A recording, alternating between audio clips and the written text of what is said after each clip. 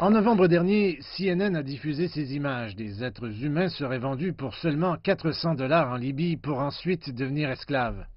C'est un crime contre l'humanité. C'est une des formes de trafic aussi aujourd'hui les plus rentables et qui nourrit les délinquances les plus graves et pour partie des réseaux terroristes. La traite des esclaves modernes en Libye est alimentée par la crise migratoire en cours. Il est impossible de dire combien de personnes ont été vendues comme esclaves, mais les migrants africains vulnérables qui se dirigent vers l'Europe comptent souvent sur des intermédiaires fantômes et des trafiquants d'êtres humains criminalisés. Si votre agent ne paie pas le chauffeur vous amènera à ces Nigérians et vous vendra à eux.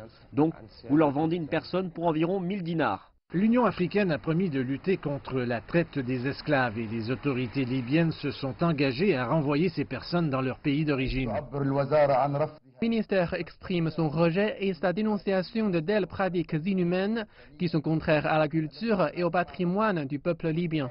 Mais la Libye et d'autres pays africains ont des moyens limités pour lutter contre la traite des esclaves, en particulier dans les zones en grande partie anarchiques contrôlées par les milices locales. L'ONU a renvoyé plus de 13 000 migrants dans leur pays d'origine depuis 2015 et a promulgué un plan d'action libyen pour apporter la stabilité politique à ce pays d'Afrique du Nord. Mais de nombreux analystes affirment que la communauté internationale doit jouer un plus grand rôle.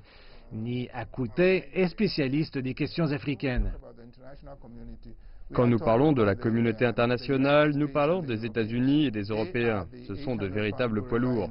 Et si les États-Unis et les Européens veulent que quelque chose de bien arrive, cela arrivera. Il croit également que l'Europe doit accueillir davantage de migrants. L'Europe a un très mauvais bilan en Afrique, de la traite des esclaves à la colonisation en passant par l'apartheid et les régimes satellites. L'Europe exploite l'Afrique depuis 600 ans et mon opinion en tant qu'Africain est qu'ils osent dire que quelques Africains ne peuvent pas s'installer là-bas. De nombreux experts estiment qu'il faut s'attaquer aux causes profondes de la migration, y compris la pauvreté, le manque de sécurité et l'instabilité politique, afin d'arrêter véritablement la traite des esclaves et la crise des migrants.